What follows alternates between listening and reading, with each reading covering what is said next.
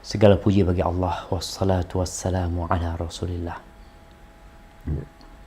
Salawat dan salam semoga tercurahkan untuk utusan Allah, untuk keluarga beliau, untuk para sahabat beliau dan orang-orang yang mencintai beliau.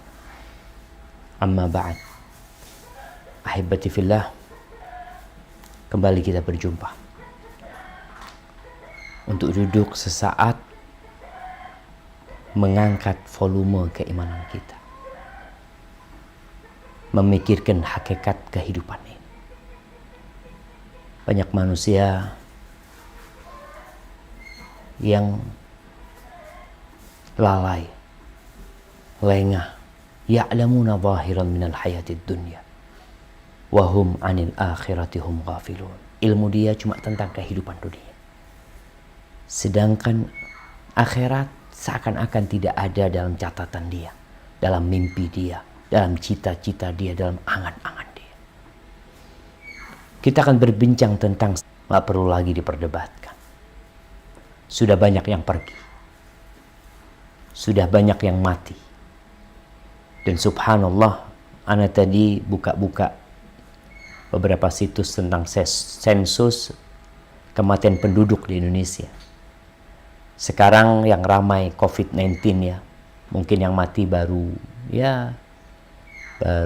hampir 1.000 mungkin, atau belum nyampe 1.000 yang diributkan oleh umat manusia. Ternyata 2019 jumlah kematian di Indonesia tahun itu sebesar 1,6 juta. Tahun lalu 1,6 juta.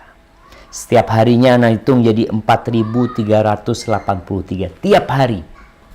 Kalau bicara COVID-19 ini yang dibicarakan, oh ya kematian hari ini 2 orang, 3 orang, 5 orang, mungkin ada 8, 10 orang yang mati hari ini gara-gara COVID-19. Subhanallah, sejatinya tiap hari tahun lalu itu yang mati 4.383 orang se-Indonesia ya. Itu data yang Anda baca. Kalau hitungannya setiap jamnya orang mati di Indonesia itu 182 orang. Dari Sabang sampai Merauke. Jumlah penduduk Indonesia yang mungkin sudah hampir 270 atau lebih, tiap harinya berkurang 182 orang. Kita nggak bicara yang dilahirkan, lebih banyak dari itu. Ini yang mati.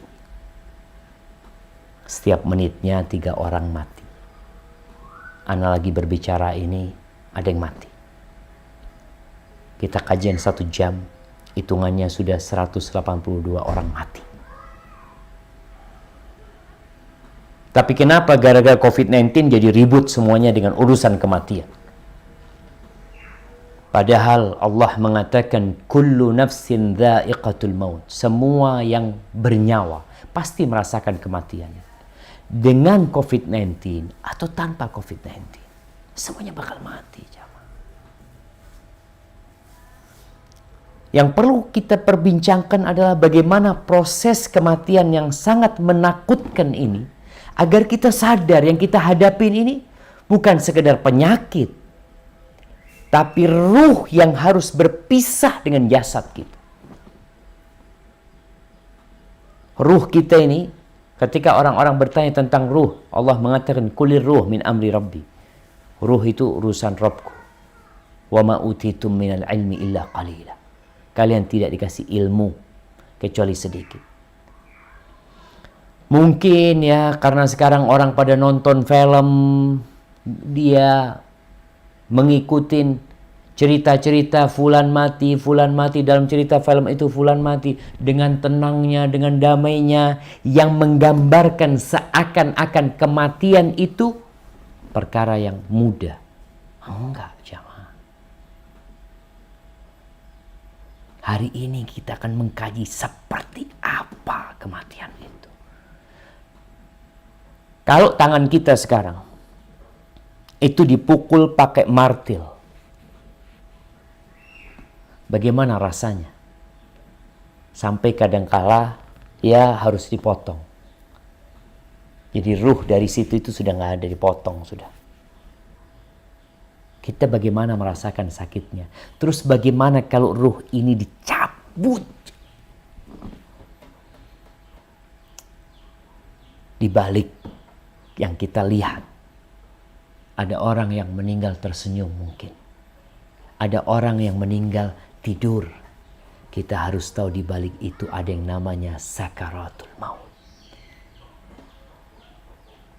Nabi kita Muhammad sallallahu alaihi wasallam ini nabi, manusia yang paling dicintai Allah Azza wa Jalla. Bagaimana Aisyah bercerita bahwa di hadapan Rasul sallallahu alaihi wasallam ketika beliau sakit. Jadi proses meninggalnya Nabi alaihi salatu wasallam, beliau sakit selama 10 hari. 5 hari terakhir semakin parah. Sakit beliau, demam tubuh. Itu di depan Nabi alaihi salatu wasallam, di hadapan beliau ada bejana kecil dari kulit yang isinya air.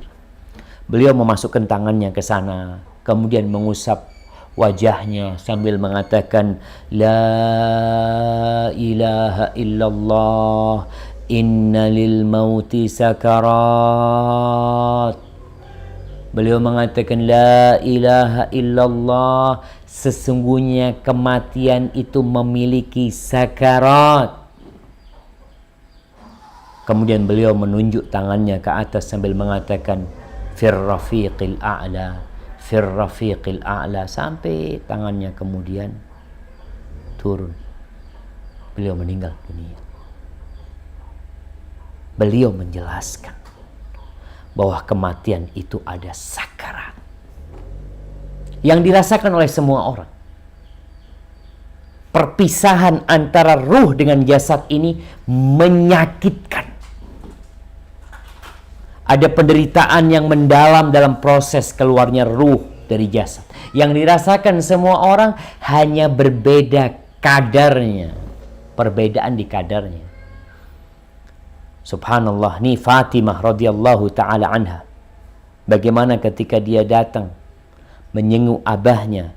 Dia melihat kondisi abahnya yang begitu menderita. Lalu Fatimah mengatakan, wah karba abata, ya Allah abah, menderita sekali engkau abah, susah ini. Kondisi abahnya, kondisi Rasulullah sallallahu alaihi wasallam. Tapi apa kata Nabi kepada Aisyah radhiyallahu anha? Laisa ala abika karbun ba'dal yawm. Putriku, nggak ada lagi penderitaan buat ayahmu setelah ini. Ini penderitaan terakhir yang harus dilewati.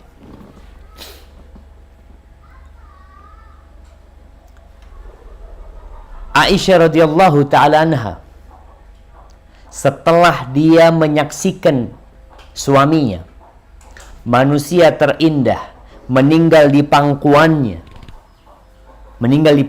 dan dia memperhatikan proses dicabutnya ruh, bagaimana sakitnya Rasulullah sallallahu alaihi wasallam. Apa kata Aisyah? Ma aghbitu ahadan bihauni mautin ba'da alladhi ra'ait min shiddati mauti Rasulillah sallallahu alaihi wasallam. Aku tidak akan iri kepada siapapun atas kemudahan kematiannya. Oh enak ya, matinya ringan banget. Kata Aisyah, aku gak akan iri lagi sudah melihat orang matinya enak, matinya ringan, sesudah aku melihat kepedihan meninggalnya Rasulullah sallallahu alaihi wasallam. Jadi sakit itu bukan di luar, jamaah, di dalam sana. Yang mungkin pandangan manusia ketika menghadiri orang yang sedang sakarat sampai dicabut nyawanya, oh biasa-biasa aja Ustaz. Rasulullah sallallahu alaihi wasallam seperti itu. Maka kata Aisyah, aku nggak iri lagi ngelihat orang matinya muda, nggak. Masalahnya bukan yang dilihat oleh manusia, tapi apa yang terjadi di balik sana. Mungkin Allah menampakkan sebagaimana yang ditampakkan di diri Rasul sallallahu alaihi wasallam, tapi di orang-orang nggak semuanya nampak. Ada anak yang membangunkan ayahnya ketika tidur dan ayahnya tidak pernah bangun lagi. Ada seorang meninggal dalam kondisi berzina, biasa-biasa aja. Kita nggak mendengarkan teriakan dia, menjerit-jerit, nggak ada. Sakitnya itu disebutkan para ulama. Karena orang itu kalau dipukul tangannya pakai martil, atau dipukul kepalanya, atau ditusuk matanya, dicongkel, lidahnya masih sempat teriak. Merasakan sakit masih sempat, tapi ketika semuanya dicabut ruh itu dari tubuhnya, nggak ada lagi waktu untuk teriak. Allah Azza wa Jalla berfirman di surat Qaf ayat 19. Coba dibaca. Surat Qaf ayat 19.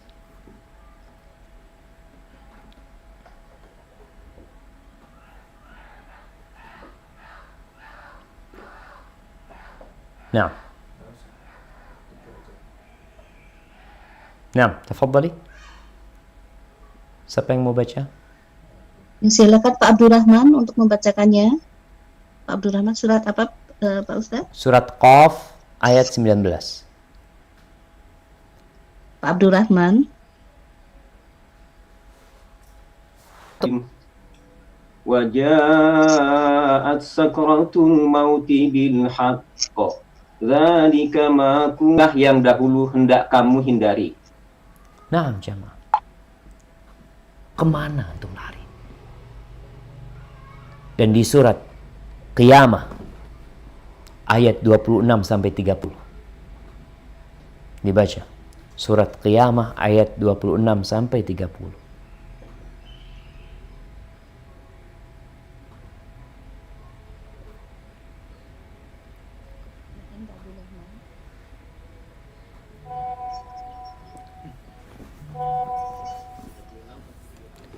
Dua puluh enam sampai 30 ya.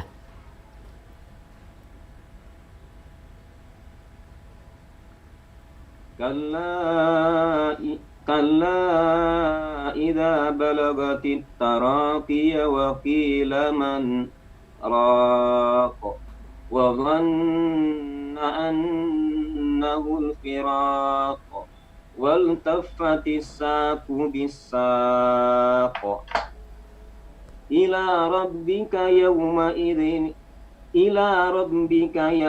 idzinil masaq fala saddaqa wala salla walakin kadzdzaba wa tawalla. Barakallahu fikum. Nah, baca artinya.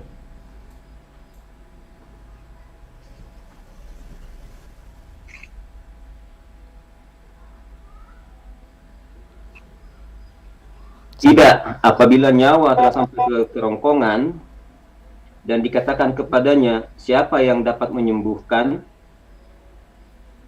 dan dia yakin bahwa itulah waktu perpisahan dengan dunia, dan bertaut betis kiri dan dengan betis kanan, kepada Tuhanmu lah pada hari itu kamu dihalau. Barakallahu fikum. Ahibati fillah. Kalau kita faham bahasa Arab, mungkin ketika kita baca terjemahannya tidak terlalu mendalam rasa dari apa yang Allah ceritakan. Allah sebutkan di sini, tatkala sampai ke kerongkongan, biasanya orang kalau sudah sakit parah, mereka itu mencari pengobatan alternatif. Ketika dokter angkat tangan, yang mereka tanya siapa? Waqila man raq. Raqi itu siapa yang meruqyah? Udah nggak bisa nih dokter. Dokter udah angkat tangan, menyerah semuanya. Mau dibawa kemana tuh orang yang sakit? Nggak ada sudah. Dokter pun merasakan yang namanya dicabut nyawa tersebut. Dan dia nggak akan mampu menyembuhkan urusan kematian ini. Bagaimana betis kanan dan betis kiri bertaut. Mungkin kita tatkala melihat enggak. Tapi proses yang namanya ruh ketika mau dicabut itu jemaah, dikeluarkan dari semua urat satu persatu. Ahibati fillah, nih sahabat Nabi Shaddad ibn Aus, yang Rasul SAW pernah berpesan kepada Shaddad. Shaddad ini mensifatin kematian, mensifatin proses keluarnya ruh dari jasad. Nabi pernah berpesan kepada Shaddad, "Ya Shaddad ibn Aus, idza ra'aitan nas yaknizuna adh-dhahab wal fiddah."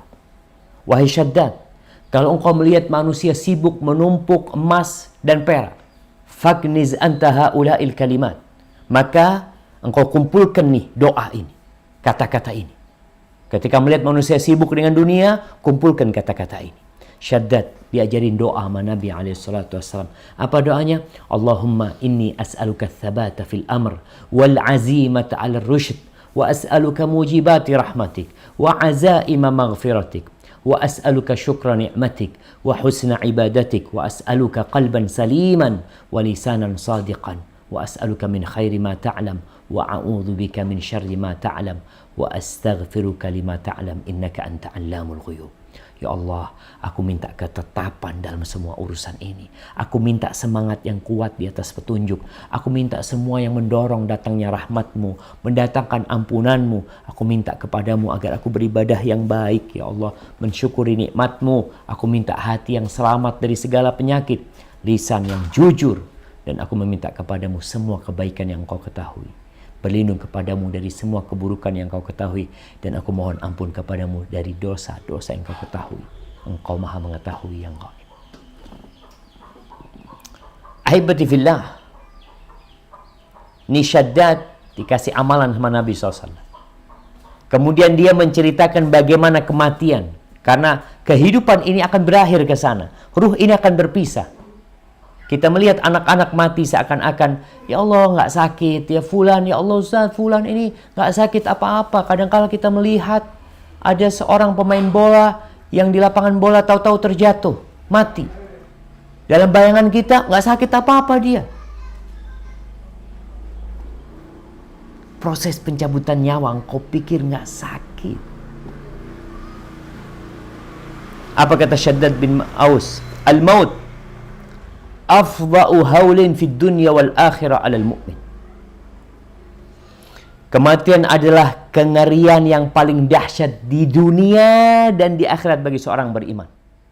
Udah nih, proses ini aja yang paling menakutkan, yang paling menyakitkan.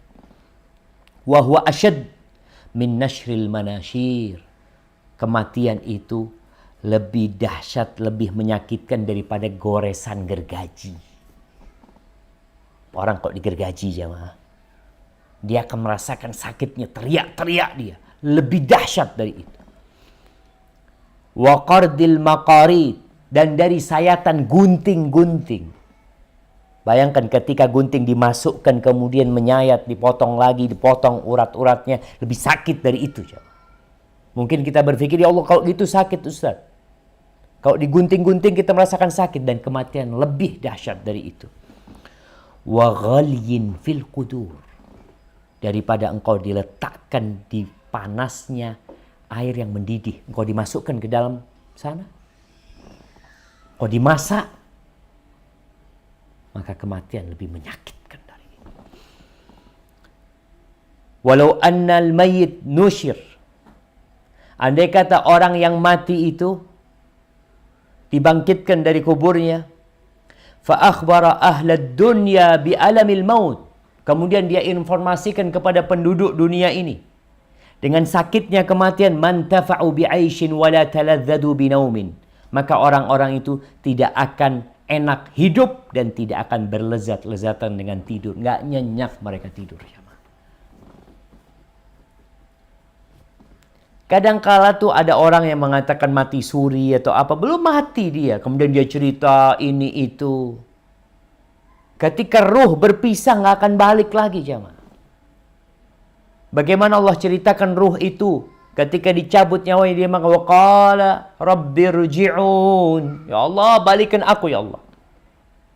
Nggak ada, belum mati mereka. Yang sudah berpisah nggak akan bisa ngasih tahu jamaah. Ahibati fillah, coba kita renungkan ucapan Shaddad bin Aus tentang kita tuh kalau dapat kabar dari orang mati tentang menakutkannya kematian, menyakitkannya kematian, kita nggak akan bisa menikmati hidup jemaah. Di sini kita akan memahami kenapa Rasulullah sallallahu alaihi wasallam mengatakan, "Lau ta'lamuna ma a'lam." Kalau kalian tahu apa yang aku ketahui, kalian tidak akan bisa bersenang-senang dengan wanita, dengan istri-istri kalian. La dhahiktum qalilan wa la bakaitum katsiran. Kalian akan banyak menangis dan sedikit tertawa.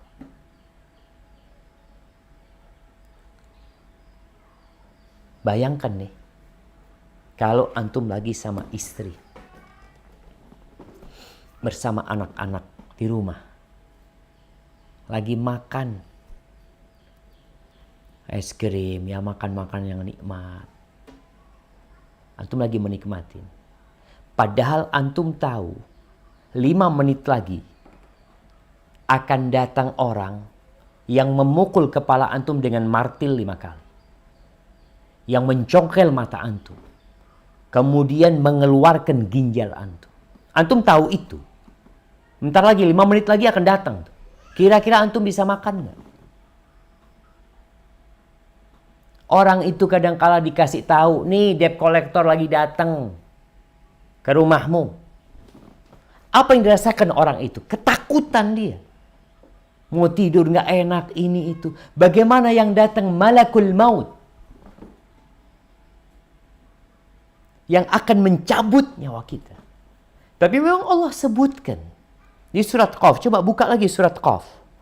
Baca ayat 22. Bagaimana manusia itu matanya itu seperti orang yang kena katarak, tertutup, nggak bisa ngelihat. Lalu dibuka, baru kelihatan dengan hakikat kehidupan yang sebenarnya. Surat Qaf ayat 22.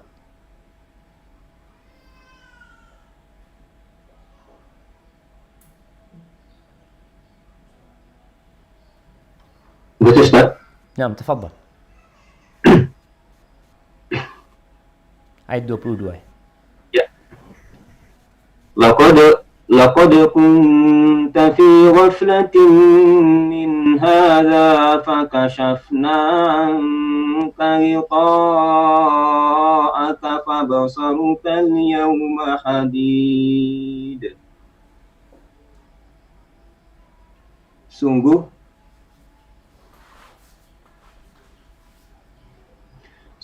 kamu dahulu lalai tentang peristiwa ini, maka kami singkapkan tutup yang menutupi matamu, sehingga penglihatanmu pada hari ini sangat tajam.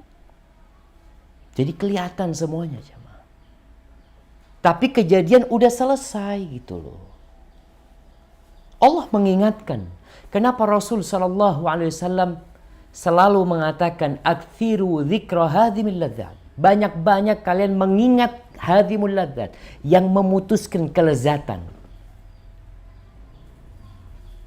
Sekarang nih COVID-19 ini buat orang takut. Dia tinggal di rumah saja, kemana-mana dia pakai masker, dia berhati-hati, karena dia tahu ini wabah cepat menyebarnya, mudah tersebar, dan aku tidak ingin terkena.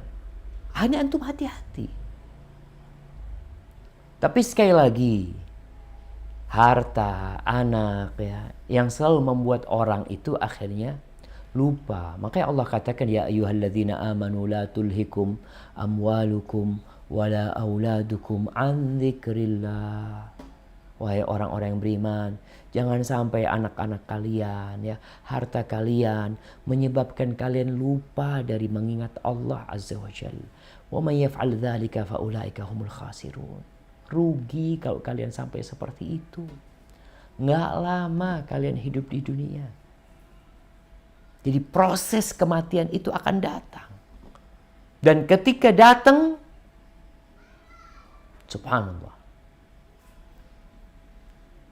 engkau meminta tolong sama siapa? Di kanan kirimu keluargamu datang. Mereka hanya bisa mengatakan, qul la ilaha illallah. Katakan la ilaha illallah. Engkau mendengar, tapi rasa sakit di tubuhmu menghalangimu untuk mengatakan la ilaha illallah. Bukan karena engkau menghafalnya kemudian engkau dapat membacanya, tapi karena engkau mengamalkannya, engkau akan dimudahkan untuk mengucapkannya.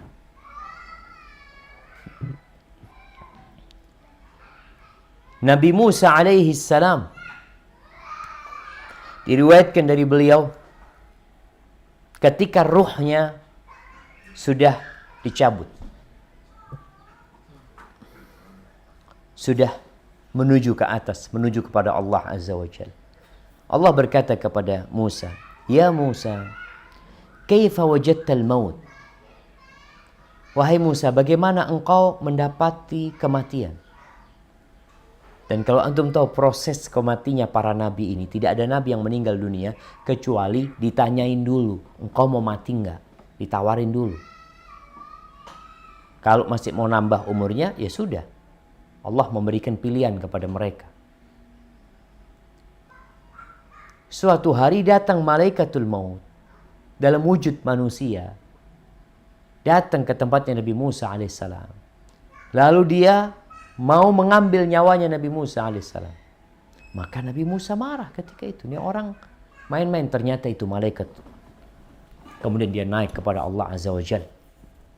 Lalu turun lagi. Katakan kepada Musa, sampaikan kepada dia, kalau dia masih mau hidup, silahkan.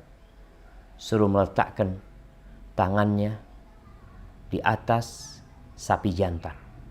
Kemudian dengan jumlah bulu yang tertutup tangannya akan ditambahkan umur dia. Datang di malaikatmu, menyampaikan kepada Nabi Musa alaihissalam. Terus, "Tsumma mah?" Setelah itu apa, kata Nabi Musa alaihissalam? Setelah itu mati. Ya sama aja, kalau gitu sekarang aja, kata Nabi Musa alaihissalam. Karena nggak ada orang yang kekal dalam kehidupan ini. Allah sudah menvonis, innaka mayyitun wa innahum mayyitun. Selesai vonis tersebut. Ketika Nabi Musa sudah dicabut nyawanya, ditanya, apa yang bagaimana kau mendapatkan kematian? Wajadtu nafsi kasyatin hayya biyadil qassab tuslah. Aku mendapati diriku seperti seekor kambing yang masih hidup, yang dikulitin sama jagal.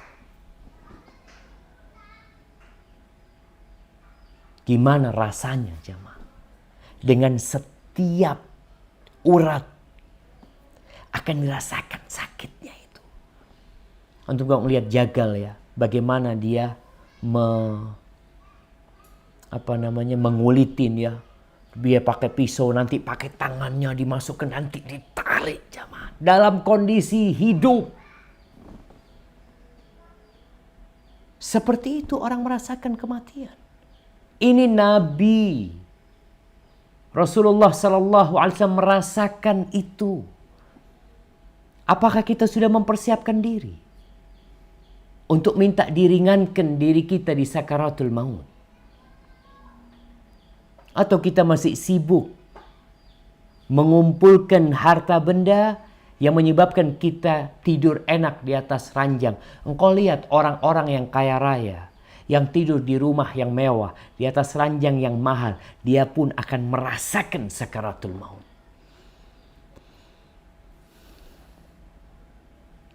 Diriwayatkan yang lainnya bahwa Nabi Musa alaihissalam mengatakan, wajadtu nafsi kal usfuril hayy hina yuqla fil miqla. Aku mendapati diriku seperti burung yang hidup yang kemudian digoreng jemaah.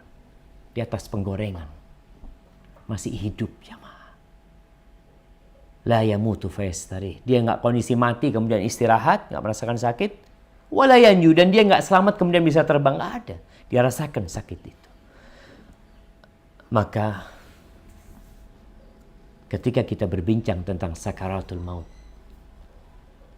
yang ingin disampaikan adalah supaya kita tidak merasa aman tatkala melihat saudara-saudara kita meninggal dunia, kemudian kita ngelihat matinya mendadak sehingga kayaknya nggak sakit, kemudian kadang-kala kita menghadiri tuh orang dolim ustadz, matinya bahkan terekam kamera biasa-biasa aja. Ingat, kematian itu adalah perpisahan antara alam dunia menuju ke alam barzakh. Yang sakit itu ketika nyawa itu dicabut, berpisah, dan semua mengalami. Walaupun dia mati mendadak. Allah Azza wa Jal menceritakan di dalam Al-Quranul Karim bagaimana orang-orang zalim dicabut nyawa. Coba dibuka firman Allah di surah Al-An'am ayat 93. Di surah Al-An'am ayat 93.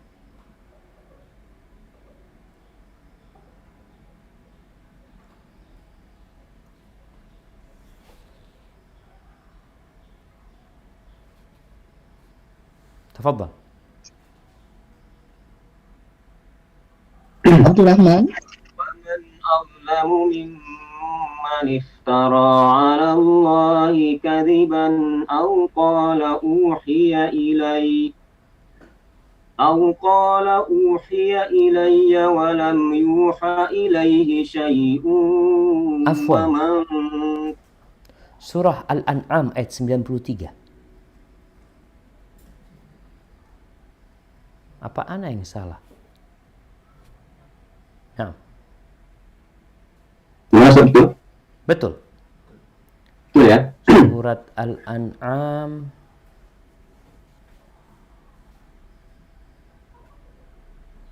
Baik, barakallahu fikum. Siap. Nah, Ya, nampaknya betul. lanjutkan. Ya. ومن قال سأنزل مثل ما أنزل الله ولو ترى إذ الظالمون في غمرات الموت والملائكة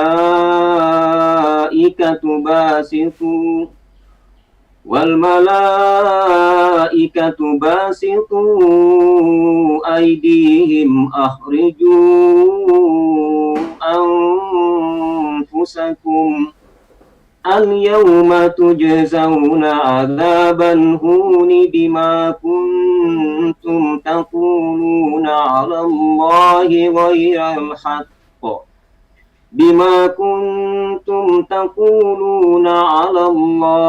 غير الحق وكنتم عن آياته تستكبرون. Siapakah yang lebih zalim daripada orang-orang yang mengada-adakan dusta terhadap Allah, atau yang berkata, telah diwahyukan kepadaku, padahal tidak diwahyukan sesuatu pun kepadanya. Dan orang yang berkata, aku akan menurunkan seperti apa yang diturunkan Allah. Alangkah ngerinya sekiranya engkau melihat pada waktu orang-orang zalim berada dalam kesakitan sakratul maut, sedang para malaikat memukul dengan tangannya sambil berkata, keluarkanlah nyawamu. Pada hari ini kamu akan dibalas dengan azab yang sangat menghinakan, karena kamu mengatakan kepada Allah perkataan yang tidak benar, dan karena kamu menyombongkan diri terhadap ayat-ayatnya. Subhanallah jamaah. Tuh, kita mungkin melihat orang kafir kok matinya biasa, Ustaz. Orang ditembak, mati. Seakan-akan dia cuma merasakan ketika timah panas itu menembus dadanya. Hanya itu, lah. Ada proses keluarnya nyawa. Ada yang cepat, ada yang lambat. Bagaimana para malaikat memukulin dia agar dia mengeluarkan ruhnya. Artinya ketika orang kafir ini mau dicabut nyawanya, ruhnya itu malah lari ke semua pori-pori, ke semua syaraf-syaraf dia. Dia nggak mau keluar. Seperti orang lah. Ketika orang itu mau dipukul, mau dibawa, mau dilemparkan ke api, dia itu pegangan. Dia memegang kayu atau memegang tembok atau memegang tiang. Sehingga proses ditariknya dia untuk masuk ke azab itu, dia sudah merasakan sakit di sana. Ini baru proses kematian. Proses sakaratul maut. Allah sebutkan di ayat lainnya. Di surah Al-Anfal ayat 50.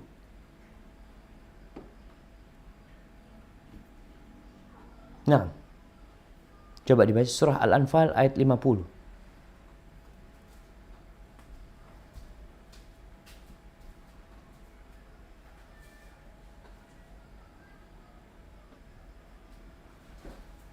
walau tara idh yatawaffal ladzina kafarul malaikatu yadribuna wujuhahum wa adbarahum wa dhuqu adzabal hariq.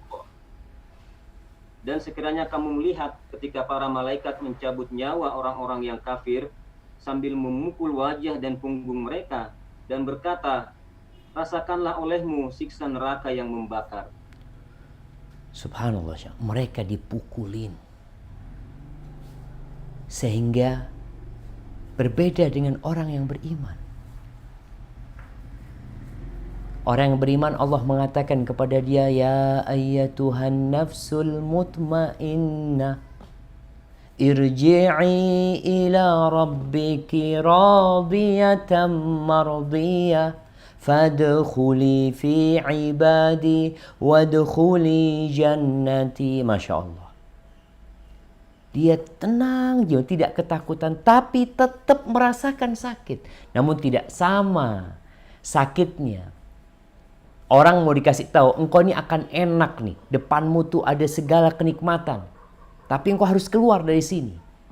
Nggak apa-apa lah, anak berdarah-darah dikit. Seperti orang yang mungkin dia harus melewatin jalan yang sempit, yang akan membuat dirinya terluka. Tapi setelah itu dia akan mendapatkan nikmat. Maka dia nggak apa-apa sakit ini. Yang penting aku mendapatkan nikmat yang itu. Berbeda dengan orang-orang kafir, orang-orang zalim yang mereka hidup dalam kenikmatan dunia, yang di hadapan dia neraka, pukulan malaikat. Mereka akan dibakar. Tentunya mereka tidak mau keluar dari tempat tersebut.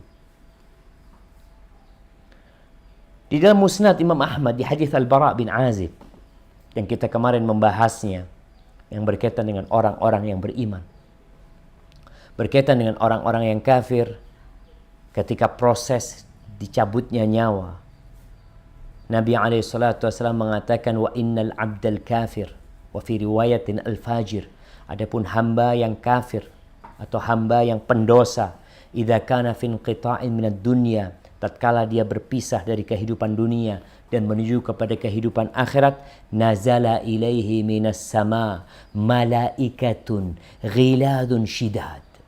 Maka yang turun dari langit adalah malaikat-malaikat yang gagah perkasa, yang kasar, yang menakutkan. Sudul wujuh, wajah mereka hitam. Ma'ahumul musuh minan nar, bersama mereka ada kain kafan dari api neraka. Mau dibungkus sama kain kafan dari api neraka. Ruhnya itu jemaah. Fayajlisuna minhum maddal basar. Tuh, malaikat-malaikat yang banyak itu duduk dalam pandangan mata dia. Dilihatin tuh orang itu. Thumma yaji'u malakul maut. Kemudian datang malaikat maut di kepalanya. Lalu dia mengatakan, ayyatuhan nafsul khabitha, wahai jiwa yang busuk, ukhruji ila sakhatin minallah wa ghadab, keluarlah engkau menuju amarah Allah, menuju murka Allah.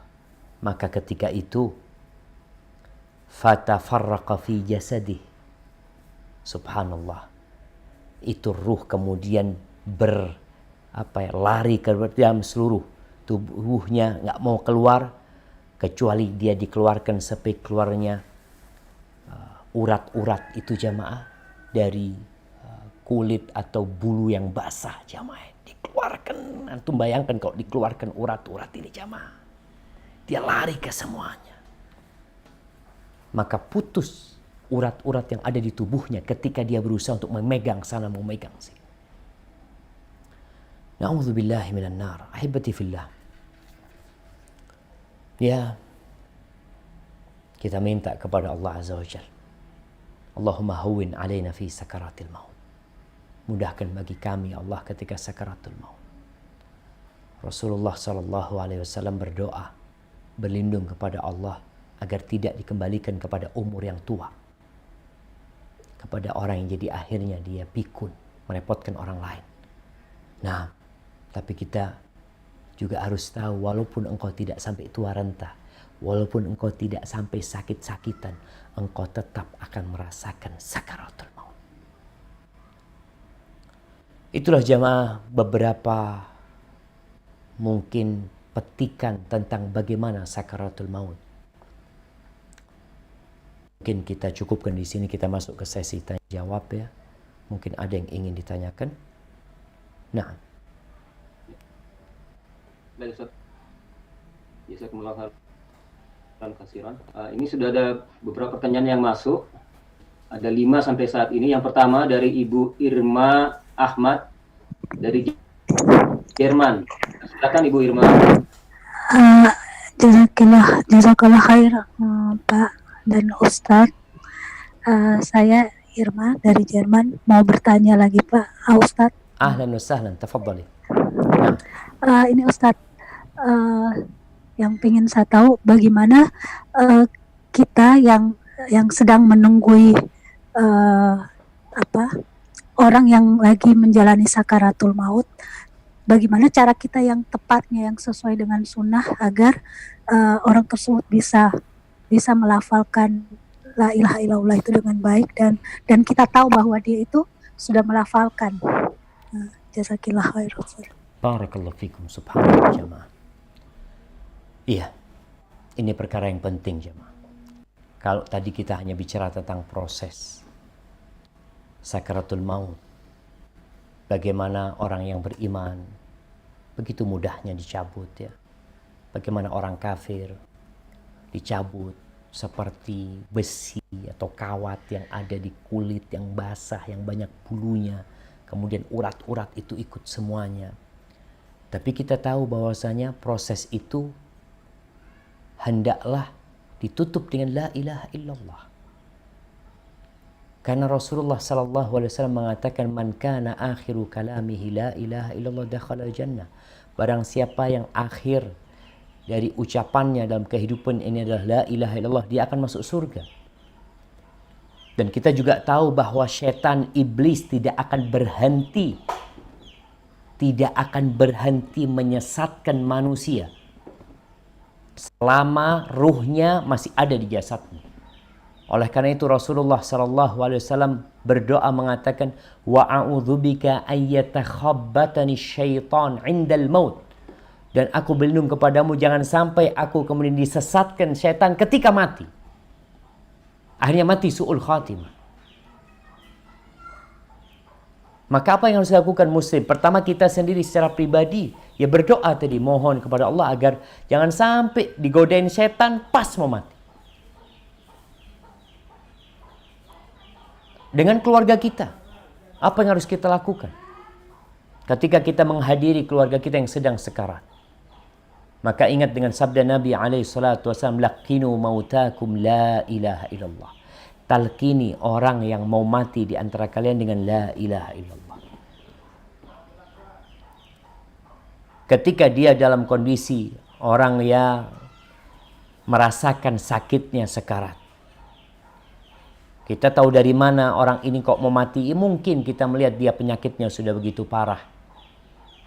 Apalagi sekarang mungkin sudah dicek sama dokter ya, detak jantungnya semakin melemah, nafasnya semakin sulit. Maka ketika itu ucapkan kepada dia, qul la ilaha illallah. Perintah. Ayah, katakan ayah, la ilaha illallah. Karena dia mungkin pikirannya kemana-mana, maka perlu untuk dikasih tahu untuk mengatakan la ilaha illallah. Mungkin ada yang sebagian mengatakan, sudah bisikan kepada dia ucapan la ilaha illallah, la ilaha illallah, la ilaha illallah, agar dia mengucapkan la ilaha illallah. Nah, ketika dia mampu seperti itu, alhamdulillah. Tapi ada orang yang perlu disuruh untuk mengatakan la ilaha illallah. Oh, subhanallah jamaah. Penutup itu tergantung bagaimana awalan, bagaimana pertengahan kehidupan antum. Ada orang yang disuruh mengatakan la ilaha illallah, tapi dia sibuk dengan dagangannya, menawarkan dagangannya 5.000, 3.000 dengan apa yang biasa dia ucapkan. Karena itu kebiasaan dia. Maka tugas kita adalah membimbing dia, baik dengan membisikkan atau menyuruh dia, ayah katakan la ilaha illallah, ayah katakan la ilaha illallah. Ketika dia sudah mengatakan la ilaha illallah, cukup. selama dia tidak berbicara yang lainnya, jadikan la ilaha illallah ini akhir kalam dia. Tapi kalau kemudian dia masih mengucapkan yang lain, yang ngomong macam-macam, nanti kita sampaikan kepada dia untuk mengatakan la ilaha illallah. Kemudian ada riwayat yang mengatakan, yang diriwayatkan Imam Malik dalam Muwatta, Iqra'u Yasin ala mautakum. Bacakan surat Yasin kepada orang yang mau meninggal.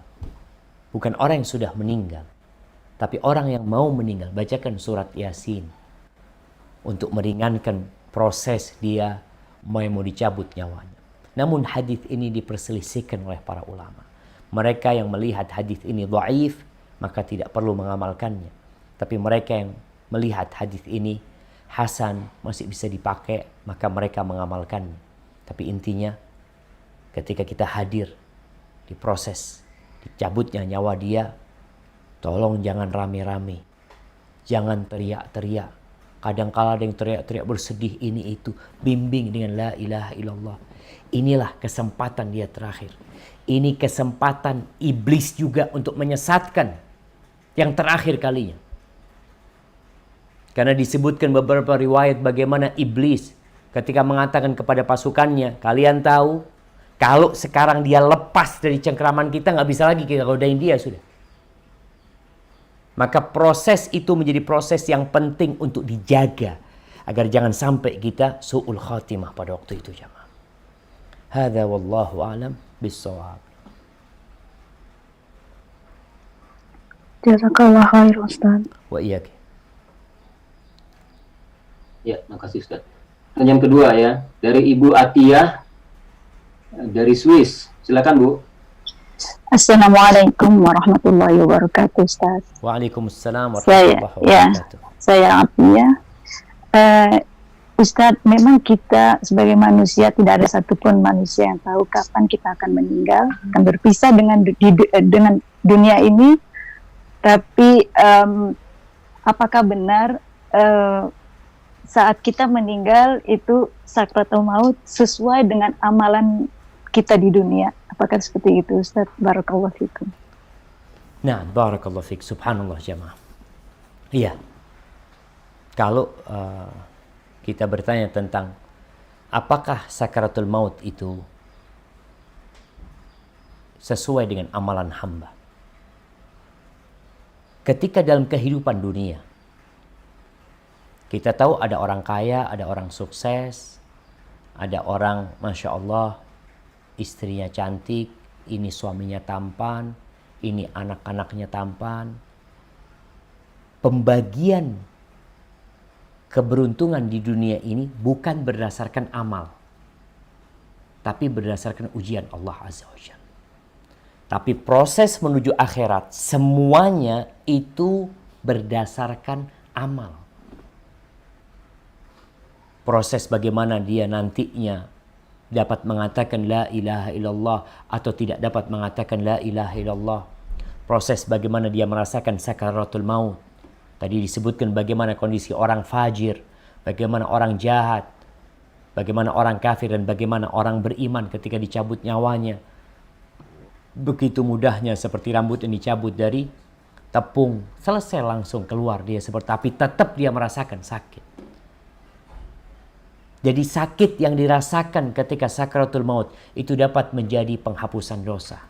Dapat menjadi pengangkat derajat. Itu pun dapat menjadi nikmat.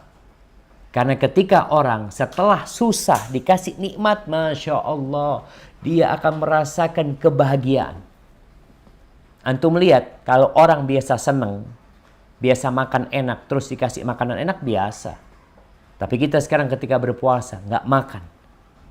Tahu-tahu ketika berbuka dikasih makanan yang biasa-biasa, yang tidak terlalu enak. Mungkin hanya kurma dengan segelas air. Ya Allah, nikmatnya. Dan proses sakaratul maut mengantarkan kenikmatan ke sana.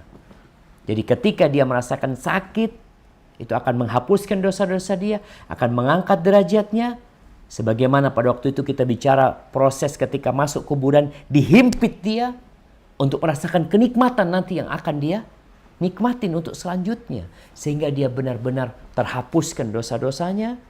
diangkat derajatnya dan merasakan nikmat. Makanya kalau bicara amal, kenapa Allah Azza wa Jal sering menggabungkan antara iman dengan amal? Alladzina amanu wa amilus solihat. Yang beriman dan beramal soleh. Karena amal soleh ini menjadi pengangkat derajat seseorang. Menjadi sebab orang itu merasakan kenikmatan nantinya ketika sakarat, ketika di kuburan, dan ketika di padang mahsyar, dan ketika menuju surga Allah Azza wa Jalla. Hadza wallahu a'lam bissawab.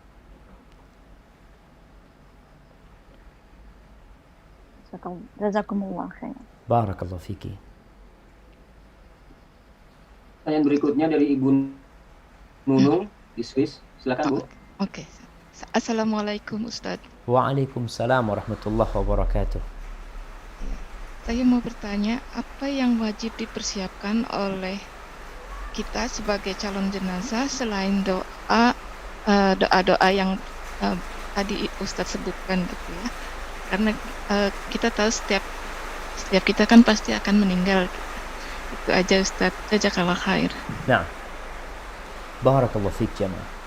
Ya, kalau bicara amalan, banyak amalan yang perlu dipersiapkan. Banyak zikir yang perlu dibaca. Banyak ibadah yang perlu dikerjakan. Tapi ada sebuah amalan yang perlu kita persiapkan, yaitu amalan hati. Apa amalan hati yang perlu diperkuat ketika kita hendak meninggal dunia? Roja, berharap kepada Allah Subhanahu wa ta'ala. Sebagaimana riwayat Mu'ad bin Jabal radhiyallahu anhu, ketika dia mengatakan, "Ya Rabbi inni kuntu akhafuka." Ketika mau mati Mu'ad bin Jabal, dia mengatakan, "Ya Allah, aku ini selama ini takut sama Engkau." Karena rasa takut ini yang memotivasi hamba untuk terus berbuat amal kebajikan. Seperti orang yang dikejar oleh api atau oleh tsunami, dia akan lari kencang untuk menyelamatkan dirinya. Ketika sampai ke tempat tujuan, ketika sudah hendak meninggal dunia, Mu'ad bin Jabal mengatakan, "Wa anal yaum arjuk," dan aku hari ini berharap kepadamu ya Allah. Maka ini yang perlu dipersiapkan oleh kita. Husnudzan sama Allah. Berbaik sangka sama Allah. Karena ada orang yang merasa telah berbuat kebajikan, merasa sudah soleh, merasa banyak pahalanya. Ketika dia mendapatkan musibah, mulai muncul di diri dia perasaan suudzon sama Allah. Kenapa Allah melakukan ini? Aku kan udah baik, aku kan udah soleh. Hati-hati dengan yang seperti ini. Jaga amalan kita. Jangan sampai rusak. Berbaik sangka sama Allah. Kita berharap, ya Allah, nah aku berharap kepadamu. Amalanku gak cukup, ya Allah. Aku mohon kepadamu segera dimudahkan segala sesuatunya.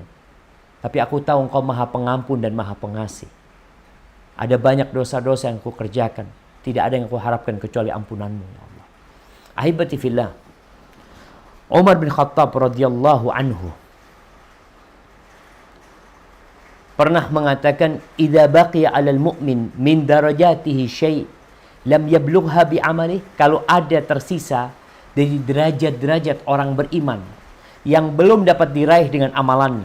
Ini kita bicara tadi amal. Amalan apa yang bisa kita memudahkan kita ketika sakaratul maut. Ada derajat-derajat bagi orang beriman yang mungkin tidak dapat diraih dengan amalannya. Syuddida alaihil maut liyablugha bi sakaratil maut wa syadaidi darajatahu minal jannah. Dikeraskan sakitnya ketika dia sekarat.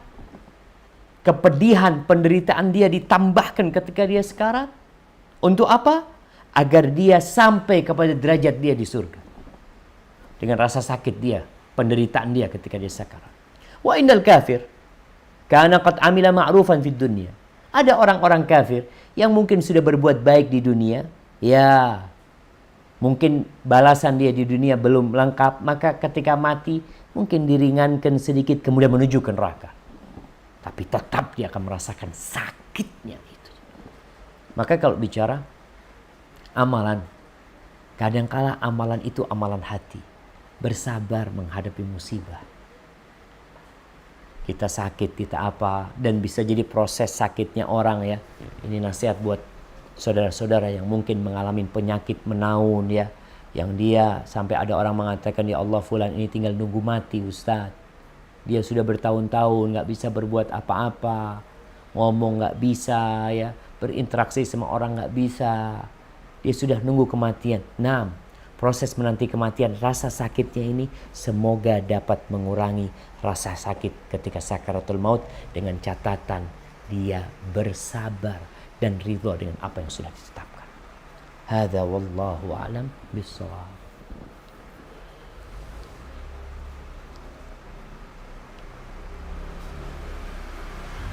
Ya. Yang berikutnya dari Ibu Ira Ticino, Swiss. Silakan Bu.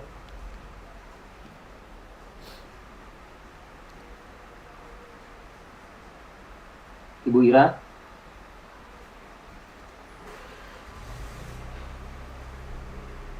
Oke, kalau gitu yang berikutnya Ibu Non Clyde. Siap Bu? Ya, Assalamualaikum Ustadz. Waalaikumsalam warahmatullahi wabarakatuh. Ahlan wa sahlan. Bakhir, alhamdulillah. Ustadz, pertanyaan saya Ustadz. Nah, setelah mendengar pemaparan Ustadz mengenai sakaratul maut, begitu menakutkan Ustadz. Pertanyaan saya, kemana ruh kita ketika malaikat mencabut ruh kita setelah melewati sakaratul maut? Dan apakah ruh kita akan dimasukkan lagi ketika kita ditanya di kuburan, Ustaz? Terima kasih. Barakallahu fikum. Naam jemaah. Iya, kalau bicara ketika dicabut oleh malakal maut, terus dibawa kemana ruh kita? Kalau dia orang beriman, sebagaimana dalam hadis Al-Bara bin Azib, kita tahu turun malaikat-malaikat dengan pakaian yang indah, dengan wajah yang berseri-seri. Mereka membawa kain kafan dari surga yang wangi. Mereka duduk di tempat yang dapat dipandang oleh orang yang mau mati. Kemudian datang tuh malaikatul maut, menyuruh dia keluar. Ketika dia seorang yang beriman, maka tatkala ruhnya keluar tidak dibiarkan kemana-mana, maka ruh itu langsung dibungkus dengan kafan dari surga ini, kemudian dibawa menuju ke langit, dihadapkan kepada Allah Azza wa Jal.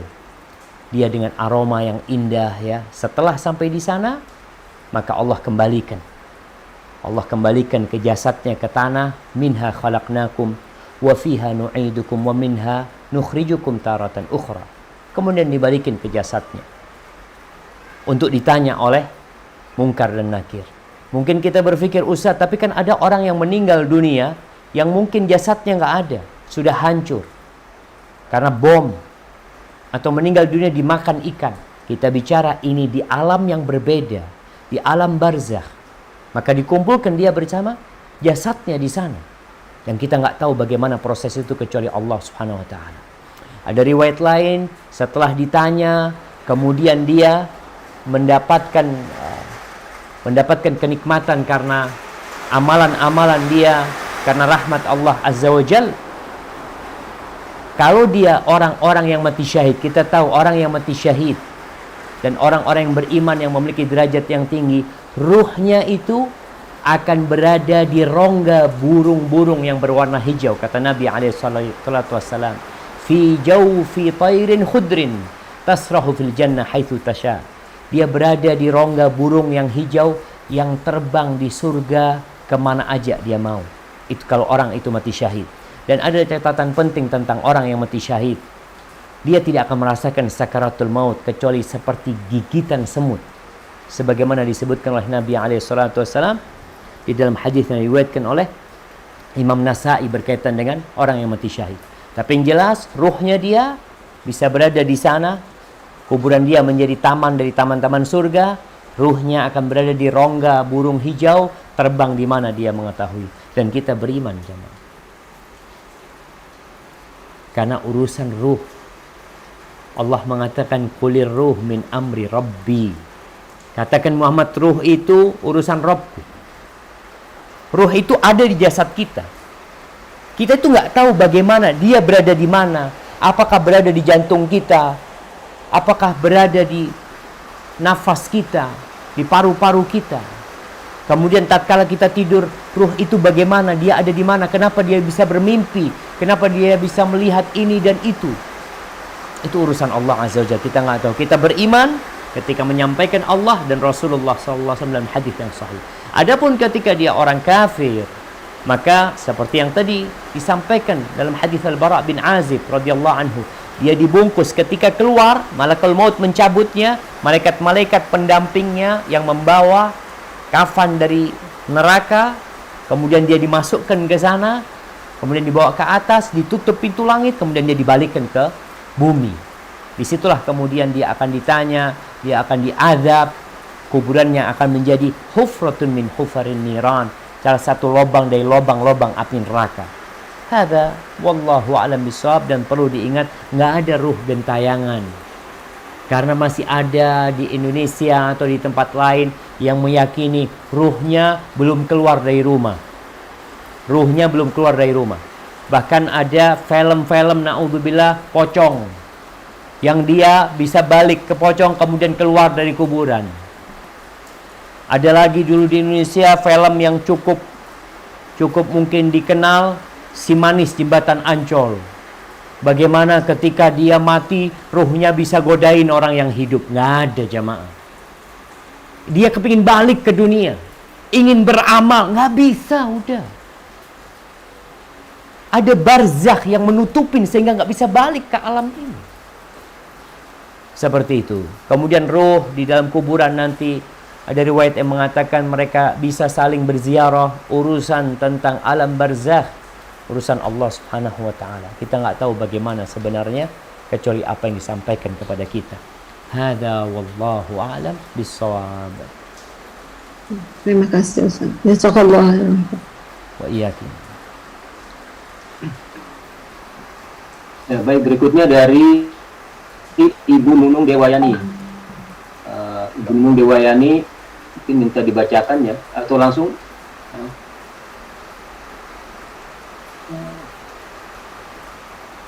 dibacakan aja mungkin ya. Assalamualaikum, pertanyaan untuk Ustadz Syafiq. Ya. Nah.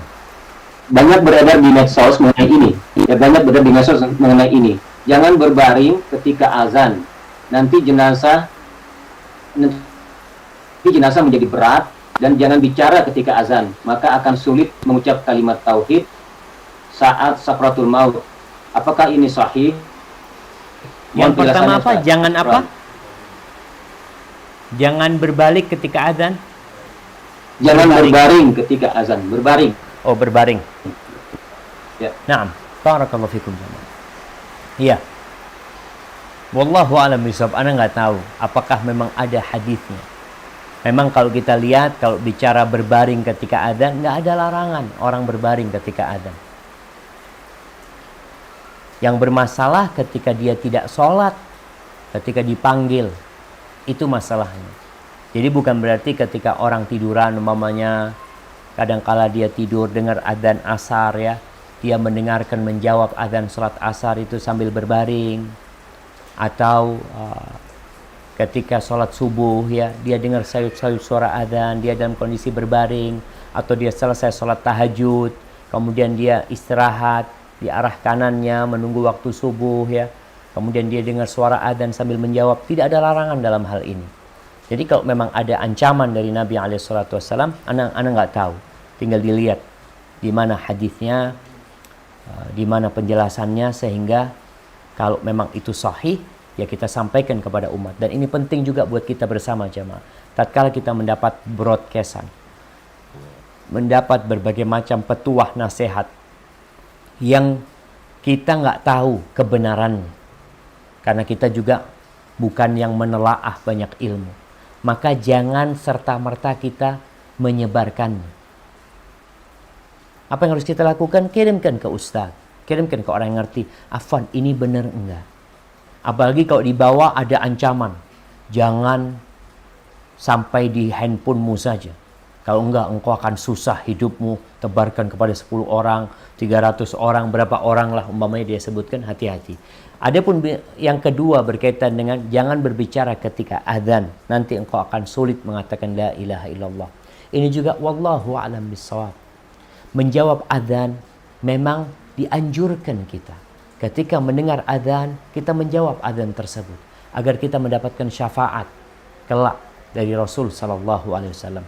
Tapi kalau ancamannya orang yang berbicara ketika azan, dia nanti akan nggak bisa mengatakan, sulit mengatakan la ilaha illallah. Ini ana yang nggak tahu, tapi bukan berarti amalan menjawab azan ini kita tinggalkan. Kita berusaha untuk mengamalkannya jamaah dan mengistiqomahkannya.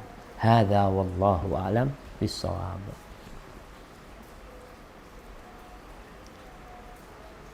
Asisten. Ini mungkin bentar, kita tutup jam 12:10 ya Ustaz ya. Selesai ya. Jam Ini berapa di mungkin sini? Dua pertanyaan terakhir mungkin. Baik, 2 pertanyaan terakhir. Siap. Ya, Ya, berikutnya dari Ibu, maaf ini Bu Iul. Ya. Assalamualaikum. Assalamualaikum. Ya. Oh ya, silakan Bu. Ibu Ida ya, terakhir. Ya. Silakan. Assalamualaikum Ustadz. Waalaikumsalam. Saya mau Bismillah, saya mau nanyakan tentang apakah ada hadis sahih yang mengatakan tentang tanda-tanda kematian bagi orang-orang soleh. Saya pernah dapat broadcast juga kalau misalnya ada beberapa tanda kematian yang diberikan pada orang-orang soleh. Kemudian yang kedua mengenai tadi Ustadz mengatakan kalau Nabi itu bisa ada tawar menawar atau bagaimana mengenai kalau dia pas mau dicabut nyawanya, tapi di surat Al-A'raf kan dikatakan tidak ada tawar menawar, setiap orang memiliki jatahnya masing-masing. Nah, apakah surat Al-A'raf itu tidak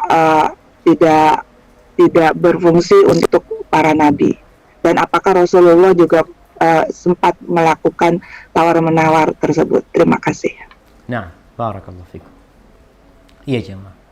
Berkaitan dengan apakah ada hadis sahih yang menjelaskan jadi orang soleh itu udah tahu kalau dia mau mati nanti ada tanda-tandanya, insya Allah mati 3 hari lagi ya, mati 10 hari lagi, atau ada yang mengatakan orang soleh itu 40 hari sebelum mati sudah mulai tahu kalau dia akan mati. Sama yang Anda pelajarin nggak ada jemaah. Kematian itu datang tiba-tiba mendatangi kita. Ada orang-orang soleh yang memang kalau dikatakan kepada dia besok engkau mati, dia nggak mampu untuk menambah amal soleh karena dia tahu kematian ini datang secara tiba-tiba, maka dia mempersiapkan diri. Kapan dia datang dia udah siap. Kalaupun ada orang yang merasa mau mati, kayaknya anak mau mati nih, bisa jadi dia merasakan itu. Sebagaimana Sa'ad bin Abi Waqqas radhiyallahu anhu, ketika dia sakit, dia merasa mau mati. Sampai dia dikunjungi oleh Nabi SAW, dia kemudian mau berwasiat dengan hartanya. Lalu ternyata Sa'ad bin Abi Waqqas baru mati puluhan tahun kemudian. Ketika dia dalam kondisi sakit itu, pikirnya dia mau mati, dia anaknya 1 perempuan. Ternyata dia meninggal dunia puluhan tahun kemudian, punya anak 17 ya. Nggak tahu jemaah. Jadi kalau memang ada riwayat-riwayat yang menyebutkan orang soleh, mungkin dia merasa kok kayaknya anak mau mati ya. Bisa jadi dia merasakan, oh tahu-tahu mati beneran. Ada yang seperti itu. Tapi kalau tanda-tanda yang disebutkan dalam hadis-hadis sahih, wallahu a'lam bishawab, ana nggak pernah tahu. Adapun berkaitan dengan surat Al-A'raf, ayat berapa tadi? Nah, 34 kayaknya Ustadz, saya lupa. yang artinya Tidak ada tawar-menawar bagi orang yang tidak ada tawar-menawar bagi orang yang mendekati kematian. Tapi kan tadi Ustadz bilang Nabi itu bisa tawar-menawar. Saya ingat juga ceramah Ustadz mengenai Nabi Adam yang kurang 40 tahun umurnya waktu itu, waktu Ustadz menjelaskan tentang Sayyidul Istighfar berapa tahun lalu. Nah, dia harusnya sudah meninggal Tapi dia tidak tahu kalau dia tuh lupa dia dipotong umurnya 40 tahun. Iya. Kalau nggak salah Nabi. Iya, siap. Nah, Jadi ya bagaimana hubungannya dengan para nabi itu tidak akan meninggal kecuali dikasih penawaran. Ya, kalau yang di surat Al-A'raf ayat betul 34 Ibu sebutkan walikulli ummatin ajal. Setiap umat itu ada ajalnya, ada batasan setiap umat itu. Fa idza jaa ajaluhum la yastakhiruna sa'atan wa la yastaqdimun. Ya, kalau sudah datang ajalnya selesai sudah, dia nggak bisa nawar mau maju, mau mundur, nggak bisa. Nah, ini secara umum seperti itu. Tapi hadis yang disampaikan oleh Nabi SAW bahwa setiap nabi tidak ada yang meninggal kecuali dikasih penawaran, itu penghususan buat para nabi. Dan ayat ini umum, umat secara umum. Dan kita tahu para nabi pun dia itu nanti akan sesuai ajalnya. Seperti Nabi Musa alaihissalam. Ketika dia nggak mau mati, ditawarin kau. Engkau mau mati berapa tahun lagi? Silahkan. Tapi akhirnya Nabi Musa alaihissalam memilih mati hari itu juga. Namun ini sebagai penghormatan, penghargaan, kemuliaan dari Allah Azza wa Jalla untuk para nabi. Sehingga mereka menjadi orang-orang pilihan Allah yang tahu sampai mati pun masih dalam pengawasan Allah Azza wa Jalla. Hadza wallahu alam bisawab. Seperti itu Ibu. Jadi itu untuk para nabi, tapi ya ajal mereka tetap sesuai dengan yang Allah sudah tetapkan. jazakumullahu khair Ustaz. Wa iyyakum barakallahu fiik. Oke, pertanyaan terakhir ya. Siap. Kemudian terakhir Ustaz. Ini silakan Ibu Ida Abdurrahman dari Geneva. Terima kasih. Assalamualaikum warahmatullahi wabarakatuh Pak Ustadz. Waalaikumsalam Kadang warahmatullahi wabarakatuh. sakratul maut ini adalah benar-benar puncak dari kehidupan kita semua Pak Ustadz ya. Bagaimanakah keadaan calon jenazah yang sedang menghadapi sakratul maut di mana dia masih mempunyai hutang dalam hidupnya. Hutangnya itu bisa berbentuk semacam janji yang belum dia kerjakan, hutang piutang yang dia belum lunaskan, dan juga misalnya riba yang telah terlibat dalam keadaan kehidupannya yang dimana mungkin dia belum memberitahukan kepada ahli warisnya. Bagaimanakah keadaan ruh pada saat itu Pak Ustadz? Terima kasih. Barakallahu fikum. Jamaah, kita tahu ketika orang mau dicabut nyawanya, terekam oleh dia segala yang dia kerjakan. Sehingga kenapa di beberapa ayat disebutkan dia minta untuk dibalikan. Hatta idza jaa ahadahumul maut qala rabbirji'un la'alli a'malu salihan fima tarak. Itu keinginan mayit. Ketika datang ajal, dia tahu masih banyak perbuatan-perbuatan dosa yang dia kerjakan, masih ada tanggungan-tanggungan yang belum dia selesaikan. Ketika itu dia berusaha untuk minta dibalikan, tapi nggak bisa balik. Maka kita nih sebelum meninggal dunia, ketika punya tanggungan-tanggungan, kenapa Rasulullah SAW memberikan wasiat? Janganlah seorang mukmin itu tidur kecuali dia sudah menulis wasiatnya. Ada wasiat yang dia tulis. Maka buat kita sekarang yang masih dikasih kehidupan, kalau memang ada utang, ada janji, ada tanggungan yang harus kita lunasin, dan alhamdulillah kita punya harta, atau paling tidak kita punya anak-anak yang semoga mereka membantu orang tuanya melunasi tanggungan-tanggungan ini, tolong diwasiatkan, ditulis. Kalau engkau orang yang punya harta banyak tapi engkau mungkin tidak mau berbagi sekarang, ada orang yang bakhil, dia cinta sama hartanya, engkau punya kesempatan untuk berbagi sepertiga hartamu sebelum engkau meninggal dunia. Wasiatkan, tulis wasiat. Dan engkau tidak kekurangan harta. Harta ini memang mau ditinggal. Engkau punya uang 1 miliar, mau ditinggal, mau diberikan kepada ahli waris. Apa enggak lebih baik engkau bikin wasiat sepertiganya untukmu ketika engkau meninggal dunia, untuk bangun masjid, untuk apapun. Jadi kalau bicara bagaimana kondisi ruh orang yang beriman ketika dia punya banyak tanggungan, ya, punya banyak kewajiban yang belum dia selesaikan, ada banyak dosa-dosa mungkin yang dia juga belum minta maaf sama orang-orang tersebut, maka dia akan mengatakan Qala rabbi rji'un, ya Allah balikin aku ya Allah, la'alli a'malu salihan fima taraktu, agar aku bisa beramal soleh terhadap amal-amal yang sudah aku tinggalkan selama ini. Maka jamaah, sebagai penutup, Hasan al-Basri pernah menyampaikan sebuah nasihat. Dia mengatakan, ittaqillah ya ibna Adam, bertakwalah kepada Allah wahai anak Adam. La yajtami alaika khaslatan, jangan sampai berkumpul kepadamu dua perkara, sakratul maut wa hasratul faut, sekarat maut dan penyesalan karena tidak mengamalkan kebaikan. Maka jangan sampai berkumpul dua hal ini kita. Hadza wallahu a'lam bishawab. Mungkin itu yang bisa saya sampaikan pada kesempatan kali ini jamaah.